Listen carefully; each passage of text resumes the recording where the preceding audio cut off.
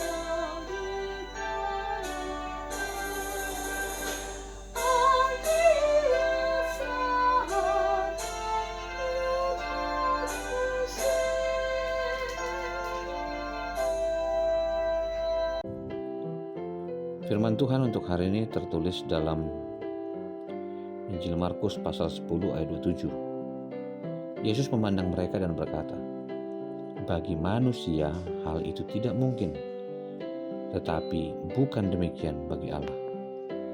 Sebab segala sesuatu adalah mungkin bagi Allah." Demikian firman Tuhan. Amanginang yang terkasih dalam Tuhan Yesus Kristus,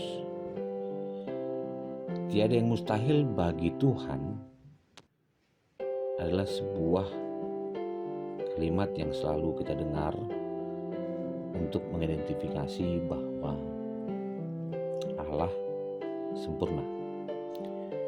Allah yang benar mengasihi kita, tahu benar bagaimana memperlakukan umatnya untuk tetap percaya.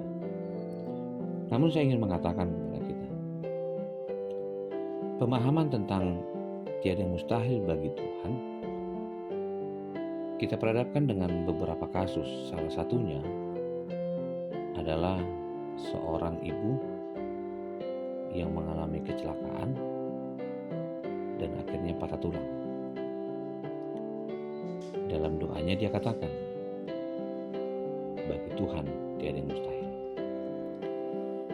Di sisi lain, ada seorang yang berjalan menuju tempat kerjanya dan mendapati ada sekelompok orang yang sedang tawuran, dan ia berjalan sampai akhirnya berkata, bagi Tuhan tidak ada yang mustahil. Namun ketika dia melewati, dia terkena amukan dari orang yang tawuran. Ada juga orang yang sedang berbicara tentang harapan ketika anaknya sekolah dan membutuhkan dana besar, terus dia katakan, bagi Tuhan tidak ada yang mustahil. Amak-inang yang terkasih dalam Tuhan Yesus Kristus, kita juga diperhadapkan dengan sebuah duka cita. Ada karena kematian. Dan seseorang berkata, bagi Tuhan tidak ada mustahil, untuk memberikan penghiburan dan kekuatan. Dari beberapa contoh di atas, apa yang kita pahami tentang bagi Tuhan tidak ada yang mustahil? Sampai sebuah film memberikan judul Impossible is Nothing, atau sebuah film yang menggambarkan tentang yang tidak mungkin itu dimungkinkan, tapi dari sesuatu yang tidak ada. Bagaimana kita memahami situasi tertentu di mana Tuhan mempunyai kuasa nyata kepada umatnya, dan umatnya menyebutnya sebagai mukjizat. Misalnya ketika orang Israel dikejar oleh orang Mesir, mereka terjepit. Seruan mereka kepada Tuhan dan Tuhan menyelamatkan mereka. Ketika mereka melewati Laut Merah, ternyata dari sesuatu yang tidak ada dimungkinkan oleh Tuhan. Kata mustahil berarti tidak boleh terjadi, tidak dapat terjadi, atau mungkin tidak mungkin terjadi. Terdapat beberapa alasan bagi seseorang untuk mengatakan bahwa sesuatu itu mustahil jika itu di luar dari logika. Di antaranya tidak percaya, berpikir negatif, atau tidak masuk akal. Dalam keseharian kita berbicara tentang kemustahilan dan ketidakmungkinan, secara duniawi seseorang boleh katakan bahwa yang mungkin dan tidak mungkin ternyata ditentukan oleh logika. Namun firman Tuhan hari ini mengajak kita kepada hal yang jauh lebih dalam, sebagaimana pemahaman seseorang bahwa Allah yang berada di atas dan dia menunduk ke bawah. Seharusnya Allah menunjuk kepada atas. Karena itu secara Alkitab kita diajarkan bagaimana iman Abraham yang kita kenal sebagai bapak orang percaya. Ia percaya bahwa firman Tuhan akan mempunyai anak sementara dirinya sudah berumur. Abraham tetap percaya bahwa di hadapan Tuhan tidak ada yang mustahil. Namun apakah semua orang akan mendapatkan yang sama ketika dia berdoa dan memohon kepada Tuhan? Abraham yang dikasihi oleh Allah, di mana Allah telah membuat perjanjian dengannya. Bahkan Abraham menjadi bapak dari sejumlah besar bangsa. Allah tidak membuat dirinya beranak cucu dengan sangat banyak. Abraham dibuat Allah untuk percaya, dan Abraham memilih itu. Apakah Allah telah membuatnya menjadi orang yang banyak keturunan? Ternyata melebihi dari ekspektasi. Abraham terpilih dan dipilih menjadi bapak dari segala bangsa. Allah menjadikan banyak raja dari keturunannya. Allah berjanji bahwa perjanjian antara Allah dan Abraham serta keturunannya adalah kekal dan turun-temurun. Akhirnya kita dapat katakan, perjanjian itu adalah abadi, supaya Allah menjadi Allah Abraham dan Allah dari semua keturunannya. Sebab itu Allah mengajak kita, bagaimana Allah menginginkan seseorang tetap percaya bahwa Allah bukan hanya mampu menyelesaikan masalah, tapi Allah menguatkan orang ketika ada masalah. Apa jaminan kepada kita untuk percaya? Jaminannya, Allah punya rencana, dan rencana itu adalah rencana yang baik. Kita dikuatkan, dipulihkan, kita tahu bahwa apa yang Allah katakan, bahwa segala sesuatu mungkin bagi Allah, adalah baik untuk kita percayai. Akhirnya di bagian penutup saya ingin mengajakmu Amanda. Banyak hal yang tidak dapat kita pahami. Bukan berarti semuanya dimungkinkan atau tidak dimungkinkan. Namun Yesus mengajak kita kembali. Apa yang dimungkinkan bagi Allah pasti akan dimungkinkan bagi manusia. Apa yang tidak mungkin bagi manusia, mungkin karena keterbatasan kita memahami apa yang Tuhan telah rancangkan.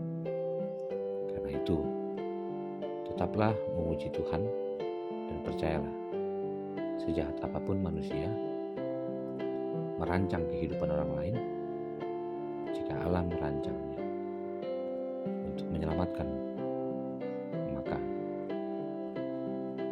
Ia juga akan membuat semuanya mungkin bagi setiap orang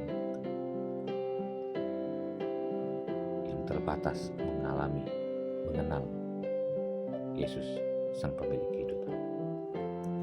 Gereja kita sedang berduka karena kematian,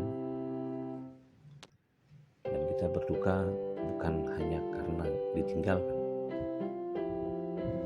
tapi kita kehilangan sebuah teladan yang mengajarkan kepada peparannya untuk tetap percaya pada Tuhan. Namun Tuhan juga tetap berjanji bahwa penyertaannya sempurna. Dia tidak ditinggalkan, gereja kita tidak ditinggalkan, bahkan gereja kita dihibur. Ternyata orang-orang sekeliling kita dipakai Tuhan untuk memungkinkan rencana Allah tetap berjalan.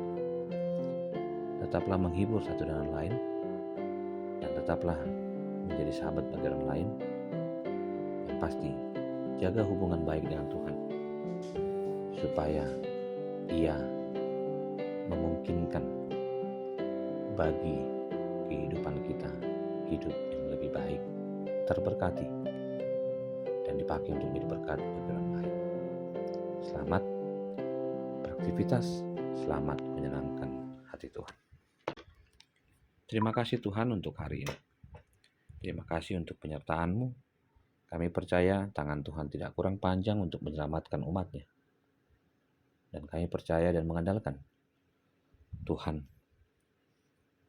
karena bagi Tuhan tidak ada yang mustahil. Biarlah penghiburan kami bukan didasarkan pada logika atau perasaan, tapi pada iman yang mendasari bahwa firman Tuhan adalah kekal dan kebenaran. Kasih anugerah dari Kristus Yesus, kasih dari Allah Bapa, dan persekutuan dengan Roh Kudus memberkati dan menyertai-Mu senantiasa. Amin.